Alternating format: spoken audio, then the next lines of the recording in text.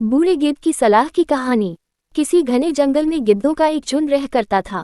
उनका पूरा झुंड एक साथ उड़ना भरते और साथ में ही शिकार करते थे। एक बार वो सभी उड़ते उड़ते किसी टापू पर पहुंच गए। वहां बहुत सी मछली और मेढक रहते थे। उन्हें वो टापू बहुत अच्छा लगा। उसके खाने पीने और रहने की सारी सुविधाएं उस टापू पर मौजूद थी। सभी गिद्ध उसी टापू पर रहने लगे। अब उन्हें शिकार के लिए कहीं जाना भी नहीं पड़ता था। सभी बिना किसी मेहनत के भरपेट भोजन करते और उस टापू पर असल में जीवन जीने लगे। उसी झुंड में एक बूढ़ा गिद्ध भी रहता था। वह बूढ़ा गिद्ध ये सब देखकर बहुत परेशान रहता था। उसे अपने साथियों की आलस भरी दशा देखकर चिंता होने लगी।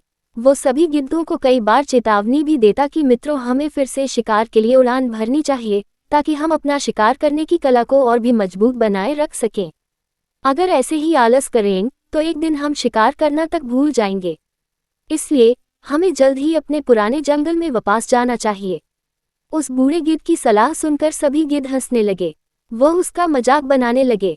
उन्होंने कहा कि बूढ़ा होने की वजह से इनका दिमाग खराब हो गया है, इसलिए ये हमें आरामदायक जीवन छोड़कर जाने की सलाह दे रहे हैं।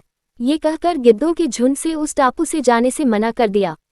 इसके बाद वह बूढ़ा गिद्ध अकेले ही वापस जंगल में लौट गया। कुछ दिनों के बाद उस बूढ़े गिद्ध ने सोचा कि बहुत समय हो गया, चलो उस टापू पर जाता हूँ और वहां पर अपने सगे लोगों और दोस्तों से मिलकर आता हूँ। वह बूढ़ा गिद्ध जैसे ही उस टापू पर पहुंचा, वहां की हालत देखकर वह हैरान रह गया। वहां का दृश्य बहुत भयावह था।